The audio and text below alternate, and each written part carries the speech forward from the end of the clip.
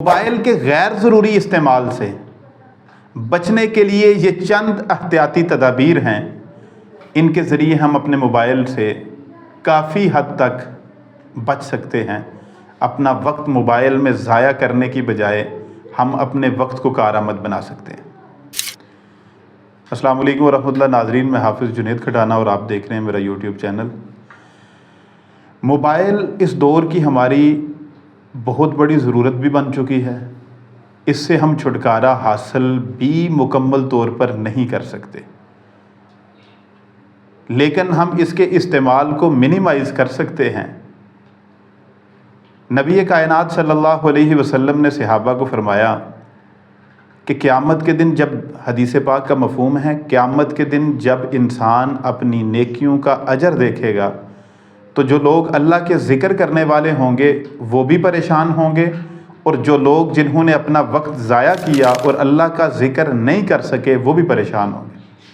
صحابہ نے عرض کیا، یا رسول اللہ صلی اللہ علیہ وسلم، فدا کا امی و ابی یا رسول اللہ، یا رسول اللہ ہمارے ماں باپ آپ کے قدموں پہ قربان، جو ذکر نہیں کرتا اس کا پریشان ہونا تو سمجھ میں آتا ہے، لیکن جو ذکر کرتے ہیں وہ کیوں پریشان ہوں گے؟ فرمایا جب نیکیوں کا اجر کوئی بندہ دیکھے گا تو پھر وہ پریشان ہوگا، کاش میں نے اپنا وقت زندگی میں اتنا ضائع نہ کیا ہوتا اور میں اپنے وقت کو اللہ کے ذکر میں گزارتا، آج اس کا اتنا بڑا مجھے جو ہے وہ بدلہ ملتا۔ اللہ رب العزت ہر چیز کی جزا بڑی بھرپور جزا دینے والی ذات ہے۔ جس طرح ہم گھر آتے ہیں، ہماری گاڑی گیراج میں پارک ہوتی ہے، اس طرح جب ہم گھر آئیں ہمارا موبائل کے لیے ایک پارکنگ کی جگہ بنا دیں، موبائل کے لیے ایک باسکٹ لگا دیں۔ جب آپ گھر میں آتے ہیں گیراج میں گاڑی کھڑی کریں اور باسکٹ میں اپنا موبائل جو ہے وہ رکھ دیں۔ نمبر 2، موبائل جو ہے اس کی چارجنگ جب کی جائے کبھی بھی اسے اپنے بیڈ کے قریب چارجنگ پہ نہ لگایا جائے۔ اگر بیڈ کے قریب چارجنگ پہ لگا ہوگا تو ہر 5 منٹ کے بعد خواہش ہوگی کہ موبائل کو دیکھا جائے۔ نمبر 3، اپنا جو الارم ہے یہ موبائل میں لگانے کی بجائے گھر میں کوئی کلاک ایسا رکھا جائے جس پہ الارم لگایا جائے اور اس الارم سے ہم صبح بر وقت اٹھ سکیں۔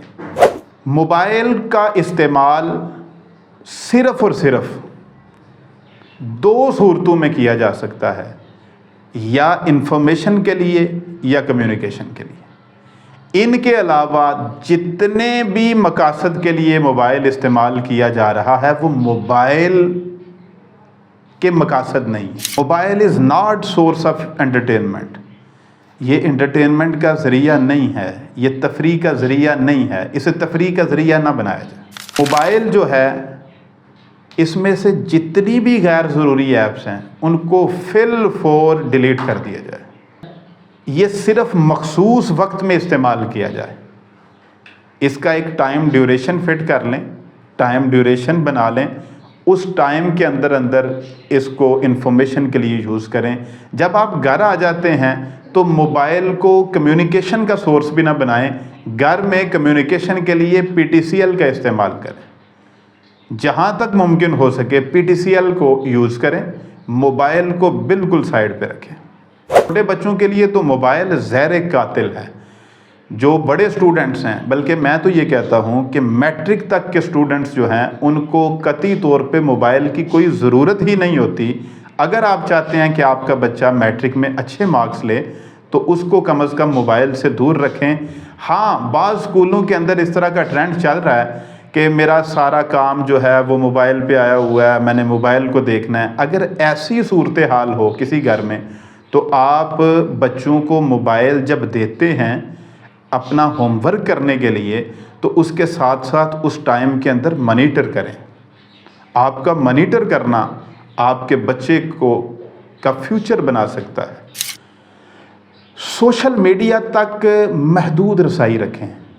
ضروری نہیں ہے کہ آپ کے شہر کے اندر اگر 240 گروپس بنے ہیں تو آپ نے ہر گروپ میں شامل ہونا ہے اور ہر گروپ سے ایک ہی انفارمیشن جو شیئر ہو رہی ہے آپ نے سب گروپ سے دیکھنی بھی ہے اور پھر ان کو رپلائی بھی کرنا ہے۔ سوشل میڈیا تک ضرورت کے مطابق رسائی رکھیں، سوشل میڈیا تک زیادہ رسائی کی ضرورت ہی نہیں ہے۔ آخری اور امپورٹنٹ پوائنٹ، اپنا جو قیمتی ٹائم ہے یہ اپنی فیملی کو دیں، اپنے بڑوں کے پاس بیٹھیں، اپنے والدین کے پاس بیٹھیں۔ آپ کو ان سے کوئی کام نہیں ہے، پھر بھی ان کے پاس بیٹھیں، ان کے ساتھ ٹائم سپینڈ کریں، ان کی زیارت کریں۔ کوئی کام نہیں ہے، سامنے بیٹھ جائیں، بس ماں کو دیکھتے رہیں، باپ کو دیکھتے رہیں۔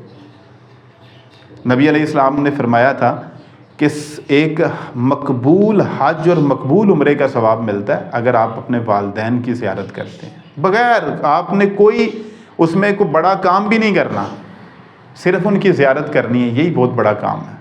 ان کے پاس بیٹھیں، انہیں ٹائم دیں، ان کے ساتھ ان کے جو زندگی کے تجربات ہیں ان سے سیکھیں۔